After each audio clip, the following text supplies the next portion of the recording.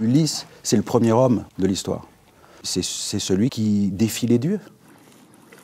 Qu'est-ce que c'est un homme qui arrive à la nage, un homme qui part en radeau, un homme qui voyage sur les mers, un homme qui subit des tempêtes et qui cherche à rentrer chez lui? Il arrive le matin à la nage sur le bord de l'eau de la ville où on va se jouer le spectacle. Il va rencontrer les gens de cette ville-là avec sa rame, c'est tout ce qui lui reste, donc sa rame de 3 mètres. Et à partir de là, un dialogue peut s'instaurer avec les gens, mais ça peut être un dialogue très proche, comme ça peut être pour quelques personnes autour de lui. D'où êtes-vous? D'où venez-vous? C'est où chez vous? C'est comment? Ça a un sens pour vous? C'est la rame qui est anachronique, le reste, nos costumes et tout, c'est d'aujourd'hui, puisque l'idée est aussi de rentrer petit à petit dans la fiction. Mais toutes les dérives, c'est vraiment rentrer en contact en douceur avec les gens, vraiment jouer le fait que c'est un homme qui arrive dans une ville, c'est cette ville-là, c'est le Perreux-sur-Marne, qu'il ne reconnaît pas ce que c'est qu'un magasin d'optique, parce que on peut imaginer qu'Ulysse, à son époque, il n'y en avait pas. Enfin, voilà, mais quel est le regard de cet homme, ou que c'est un homme qui revient de loin, qui ne se souvient plus, il ne sait plus où il est, il redécouvre. C'est aussi sur le fait que on revient à un endroit où on n'était jamais allé. Ça ressemble à quoi? Ça commence où? Ça s'arrête où? C'est quoi le théâtre, en fait, finalement? Il n'y a pas de théâtre...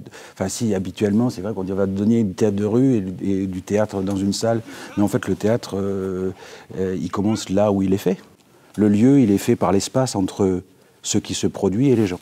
En fait, finalement, c'est un échange. Donc, ça vit, quoi. Il faut que ce soit vivant, le théâtre. Si c'est mort, c'est au musée Grévin qu'il faut qu'on aille jouer. N'aurait pas repêché la carcasse ivre d'eau?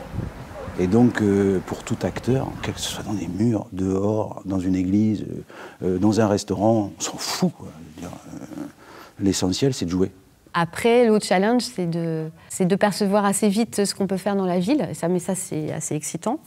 Je trouve que déporter cette culture, qui est souvent une culture élitiste, d'un théâtre qui n'est pas toujours accessible à des publics, et la rendre accessible dans un endroit beaucoup plus simple, c'est aussi un peu une démocratisation de la culture, et c'est aussi apporter la culture là où elle ne va pas forcément.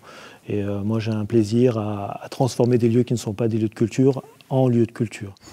Quelqu'un veut s'essayer à Rimbaud? Un petit Rimbaud, un lecteur de Rimbaud. J'ai suivi des mois pleins, pareil. Alors, le bar à poèmes, il a fonction d'accueillir le public une première fois, permettre à un moment donné au public d'avoir ce temps de réunion. Et il permet aussi, par la lecture des poèmes qui sont chacun introduits dans une des bouteilles, de rentrer dans le langage du personnage. Donc ça permet aussi de commencer déjà à donner une ambiance sonore et de permettre aux gens d'acquérir le langage d'Ulysse en ayant lu déjà les poèmes. J'ai retrouvé le verre, jamais rempli. Tout est resté là, comme si je n'étais jamais partie. Et on a plusieurs formes de poèmes dans le bar à poèmes.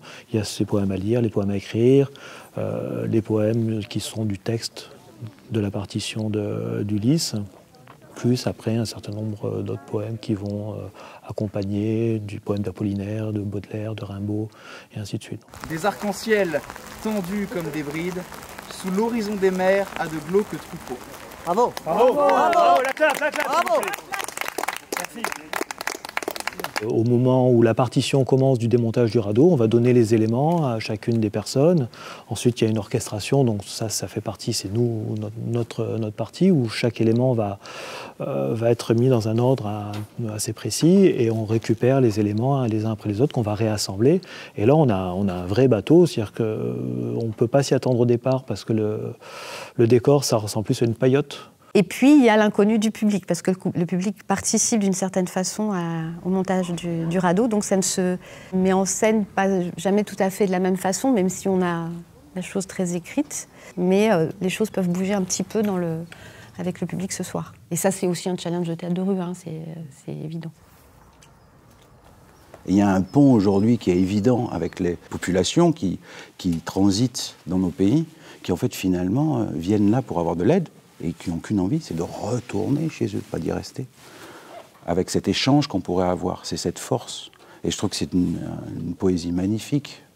Le texte et ce qu'a écrit Cyril, c'est fort parce que ça touche, ça reste. Enfin, il y a quelque chose qui est puissant.